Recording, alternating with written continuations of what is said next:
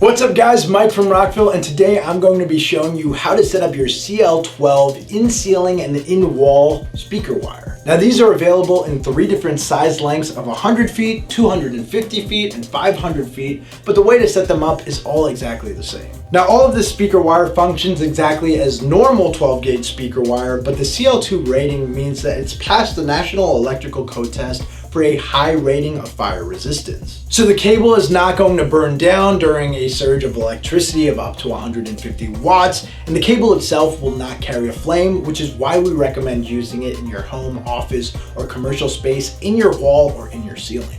Alright, so let's get to setting up. The first thing we want to consider whenever we're running our speaker wire is how much speaker wire we need. To determine that, we want to measure the distance from our receiver to our speakers. So let's just say we're running our speaker wire in our wall to in-wall speakers or even wall-mounted speakers. We always want to account for what's behind the wall, so you can always use a stud finder to find any studs or any other object you can't pass through, and then use that to account for how much speaker wire you need. And it's also good to know where your studs are before you drill any holes in your wall. A general rule of thumb is to use 20% to 40% more speaker wire than the distance required from your receiver to your speakers. This just gives you a little bit more flexibility and slack if you have any impassable areas or you need to maneuver the speaker wire to the speakers. So for example, if the distance between your receiver's terminals and your speaker's terminals is 10 feet, we would recommend using 12 to 14 feet of speaker wire so you have enough slack to work with. And you can always put the additional slack in a service loop,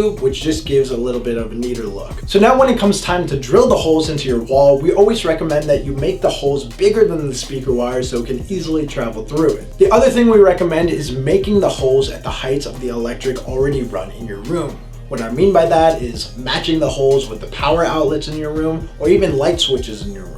And you should always consider using a universal pass-through single gang plate cover to hide entry and exit points of your speaker wire. Now these same principles apply when you're installing your speakers and your speaker wire in your ceiling. You just want to make sure to check that there's no obstacles in the way for your wire to run through in the ceiling. A quick note, if you're installing speaker wire through a drop ceiling, it's a little easier to do because there's more visibility and clearance in the drop ceiling so you can see where the speaker wire is going to. Plus the ceiling tiles are pretty easy to remove. In sheetrock ceilings, it's a little more complicated to run speaker wire after the fact, so we always recommend that you check in with a contractor or a professional. Now when it comes time to strip your wires, you can use an X-Acto knife, a box cutter, a pair of scissors, or a professional wire stripper. Just remember, if you're using an X-Acto knife or a box cutter, always wear gloves and always cut away from your body. Now the way the wire is set up is there's this white outer PVC layer, and inside of that is both our red and black 12 gauge speaker wire. So we actually recommend using the bigger part of your professional wire stripper to cut the outer white PVC part before you go with the 12 gauge